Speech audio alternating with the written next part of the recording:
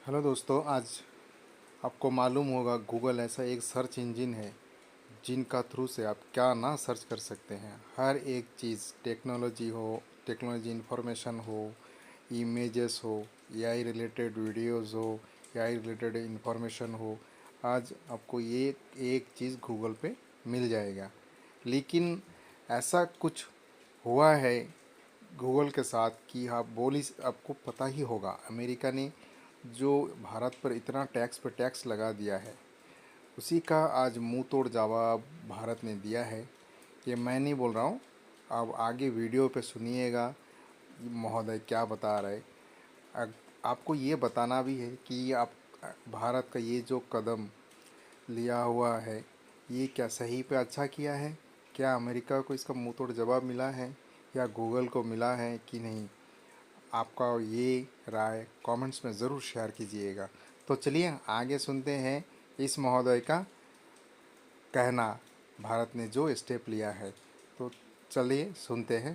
दोस्तों तैयार हो जाइए, क्योंकि आज जो खबर हम आपको बताने जा रहे हैं वह सिर्फ एक खबर नहीं, ये डिजिटल दुनिया में छिड़ चुकी एक ऐसी महायुद्ध की शुरुआत है जिसका असर आने वाले कई दशकों तक महसूस किया जाएगा। ये वही खबर है जो वॉशिंगटन से लेकर दिल्ली तक, सिलिकॉन वैली से लेकर मुंबई के टेक पार्क्स तक हर जगह चर्चा का सबसे बड़ा मुद्दा बन चुकी है। और यकीन मानिए, इस बार मामला सिर्फ राजनीति का नहीं, सिर्फ टेक्नोलॉजी का नहीं, बल्कि पूरी की पूरी डिजिटल संप्रभुता यानी डिजिटल स्वतंत्रता का है। अमेरिका जो दशकों से दुनिया के डिजिटल साम्राज्य का बादशाह बना बैठा था, जिसने अपने गूगल, फेसबुक, इंस्टाग्राम, ट्विटर और व्हाट्सएप जैसे हथियारों से पूरी दुनिया को अपनी मुट्ठी में कैद कर रखा था, आज पहली बार किसी ने उसकी नींव हिला दी है। और यह कोई छोटा मोटा देश नहीं, बल्कि दुनिया का सबसे बड़ा लोकतंत्र भारत है। कहानी की शुरुआत होती है कुछ हफ्ते पहले, जब अमेरिका ने भारत के खिलाफ अपना अब तक का सबसे बड़ा आर्थिक हथियार चला, 50% तक का टैरिफ। अमेरिका को लगा कि यह कदम भारत की अर्थव्यवस्था पर सीधा दबाव डालेगा, भारतीय कंपनियां घुटने टेक देंगी और भारत सरकार उनके आगे झुक जाएगी। लेकिन दोस्तों, ये 21वीं सदी का भारत है जो झुकने के लिए नहीं, बल्कि पलटवार करने के लिए जाना जाता है। और इस बार पलटवार इतना जोरदार था कि व्हाइट हाउस में बैठे सलाहकार भी हैरान रह गए। भारत ने सबसे पहले उन सभी चीजों के इंपोर्ट और एक्सपोर्ट पर रोक लगा दी जिन पर अमेरिका भारत पर निर्भर था। नतीजा यह हुआ कि अमेरिका की सप्लाई चेन में भूचाल आ गया। उनके बड़े बड़े उद्योगपतियों और कारोबारियों के चेहरे पीले पड़ गए और वहां की मीडिया में यह हेडलाइन बनने लगी, इंडिया स्ट्राइक्स बैक। लेकिन असली खेल तो इसके बाद शुरू हुआ। दोस्तों, यह तो सिर्फ झड़प थी। असली युद्ध का ऐलान तो तब हुआ जब भारत ने डिजिटल मोर्चे पर हमला बोल दिया। आज से पहले तक आप और हम सुबह आंख खुलते ही सबसे पहले जिस चीज का इस्तेमाल करते थे वो था गूगल, फेसबुक, इंस्टाग्राम, व्हाट्सएप या ट्विटर। हमारे बच्चों के होमवर्क से लेकर हमारे बिजनेस प्रोजेक्ट तक, हमारी हर छोटी बड़ी जरूरत के लिए हम इन्हीं अमेरिकी प्लेटफॉर्म्स पर निर्भर थे और यही निर्भरता अमेरिका का सबसे बड़ा हथियार थी। हमारा हर सर्च, हर मैसेज, हर तस्वीर, हर वीडियो, सब कुछ अमेरिका के सर्वर्स पर जाता था। हमारी पसंद नापसंद, हमारा सोचने का तरीका, हमारी खरीदने की आदतें, सब कुछ अमेरिका के पास दर्ज होता जा रहा था। भारत की 99% आबादी इन अमेरिकी डिजिटल सेवाओं का इस्तेमाल कर रही थी और इसके बदले अमेरिका अरबों खरबों डॉलर कमा रहा था। लेकिन अब भारत ने ठान लिया है, अब और नहीं। और इसी संकल्प का नतीजा है कॉमेट। जी हां दोस्तों, भारत ने अपना खुद का स्वदेशी गूगल लॉन्च कर दिया है और इसका नाम है कॉमेट। यह सिर्फ एक सर्च इंजन नहीं, बल्कि भारत का डिजिटल ब्रह्मास्त्र है। कॉमेट की ताकत का अंदाजा आप इस बात से लगा सकते हैं कि लॉन्च के पहले ही 24 घंटों में इसे दुनिया के 100 देशों में डाउनलोड किया गया और यह डाउनलोड रिकॉर्ड तोड़ गया। जैसे ही इसकी खबर फैली, सिलिकॉन वैली में आपात बैठकें होने लगीं, अमेरिकी टेक कंपनियों के शेयर गिरने लगे और अमेरिका के टेक जर्नलिस्ट ने खुलकर कहना शुरू कर दिया कि गूगल की बादशाहत खतरे में है। कॉमेट में वो सारी खूबियां हैं जो किसी भी आधुनिक सर्च इंजन में होनी चाहिए, बल्कि उससे भी ज्यादा सबसे पहली और सबसे बड़ी बात, आपका डेटा अब भारत में रहेगा। न चोरी, न जासूसी, न सेंसरशिप। जो कुछ आप कॉमेट पर सर्च करेंगे उसका रिकॉर्ड सिर्फ भारत के सर्वर पर होगा और उस तक पहुंच सिर्फ अधिकृत भारतीय अधिकारियों को ही होगी। दूसरी बड़ी खासियत, ये 23 से ज्यादा भारतीय भाषाओं में उपलब्ध है। अब इंटरनेट सिर्फ अंग्रेजी जानने वालों का अधिकार नहीं, बल्कि हर भारतीय अपनी भाषा में इसे इस्तेमाल कर सकेगा। तीसरी और सबसे खतरनाक ताकत, कॉमेट पूरी तरह एआई यानी आर्टिफिशियल इंटेलिजेंस से लैस है। यह आपकी पसंद नापसंद को सीखेगा, आपके लिए खुद से कंटेंट ढूंढेगा और आपको ऑडियो वीडियो के जरिए उसी भाषा में जवाब देगा जिसमें आप चाहेंगे। सोचिए, आप अपनी मातृभाषा में बोलकर कोई सवाल पूछते हैं और कॉमेट आपको उसी भाषा में जवाब दे देता है, वो भी सिर्फ टेक्स्ट नहीं बल्कि ऑडियो और वीडियो में। यह सुविधा आज तक गूगल भी इस स्तर पर नहीं दे पाया है।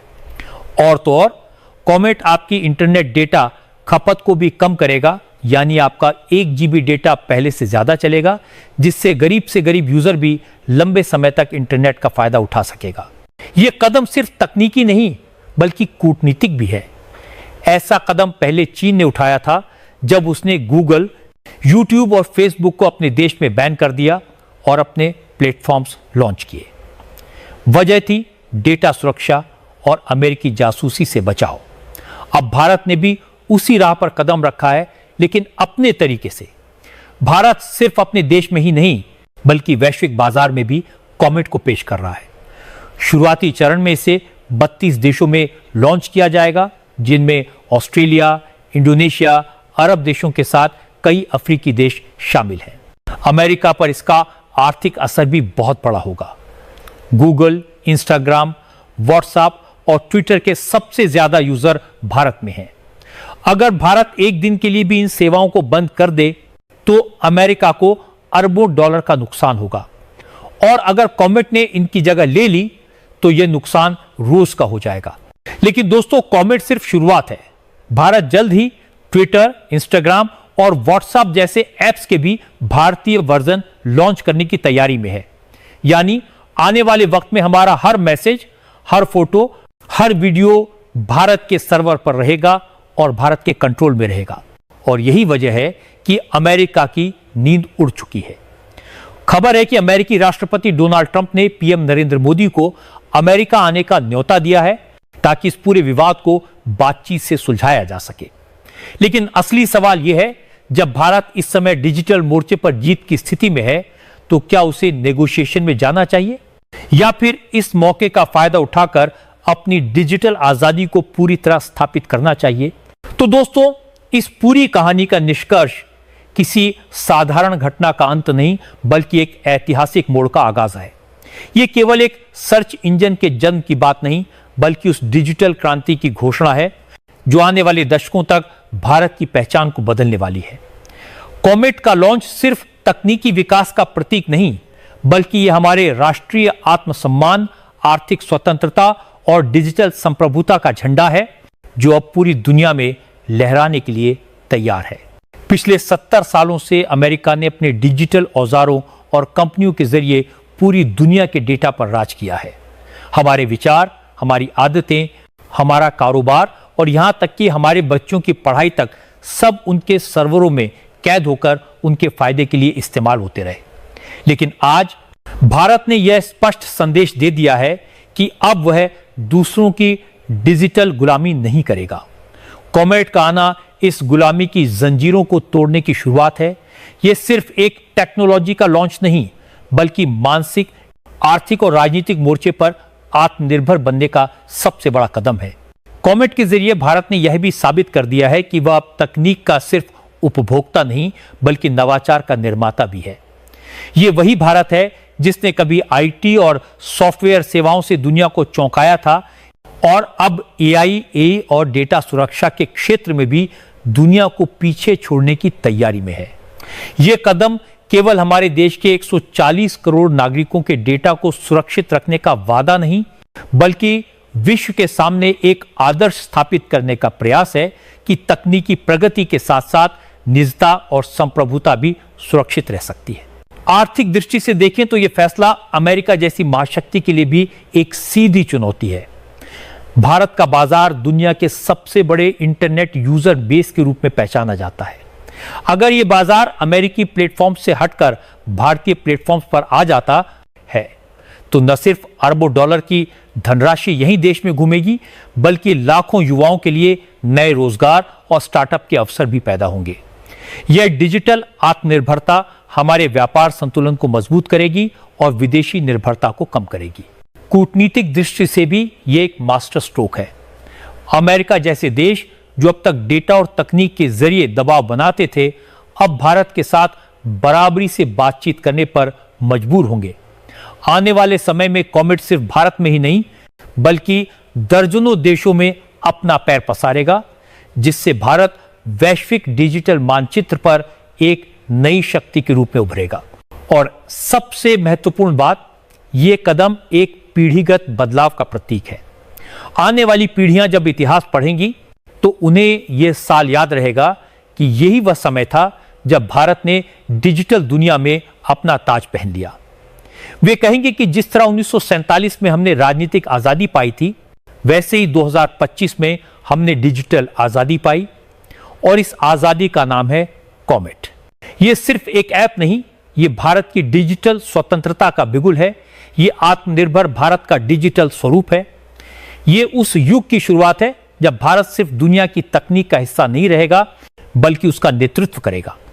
कॉमेट आने वाले कल का वह सूरज है जिसकी किरणें दुनिया भर के देशों को प्रेरणा देंगी कि तकनीक की असली ताकत अपने देश और अपने लोगों के हित में इस्तेमाल की जाए।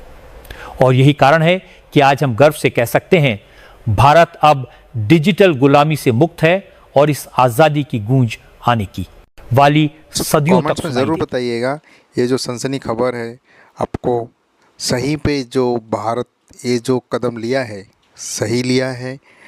क्या उनको इसका बारे में कुछ आइडिया था?